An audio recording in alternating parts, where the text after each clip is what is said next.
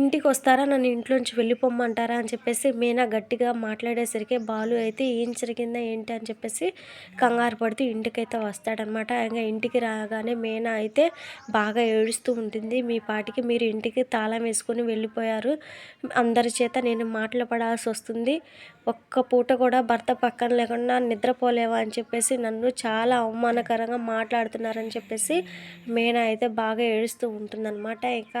ఇక అక్కడ మీనా, ప్రభావతి, రోహిణి, మనోజ్ అందరూ ఉంటారు.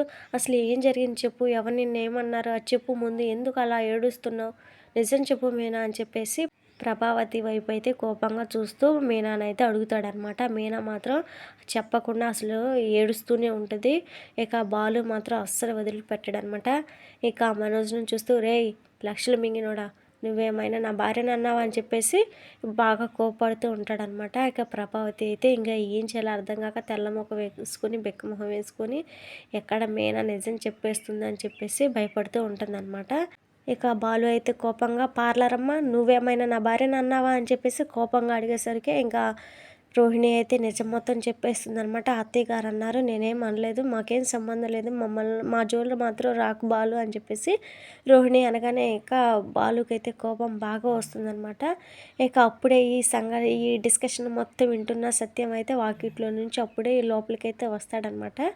ఇక రాగానే సత్యంతో అయితే బాలు అయితే, నాన్న మీ ఆవిడ మా ఆవిడని చూడండి ఎంత మాట అందని చెప్పేసి అనగానే, నేను అంతా విన్నాను రా, ఏం జరిగిందో మొత్తం నాకు అర్థమైపోయింది అని చెప్పేసి, ఇక నుంచి మీరు ఇలా గొడవ పడాల్సిన అవసరం లేదు, నేను ఇక నుంచి హాల్లోనే పడుకుంటాను అని చెప్పేసి ఇంట్లోకి అయితే వెళ్ళి చాప దిండు అయితే తెచ్చుకుని హాల్లో అయితే కూర్చుంటాడనమాట.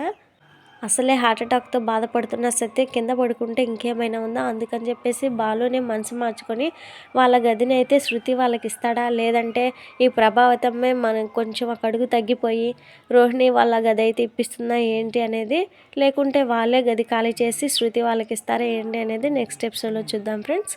మిస్ అవ్వకుండా ఉండాలంటే మన ఛానల్ని వెంటనే సబ్స్క్రైబ్ చేసి పక్కనే ఉన్న బెల్ బటన్ని క్లిక్ చేయండి. Thank you friends.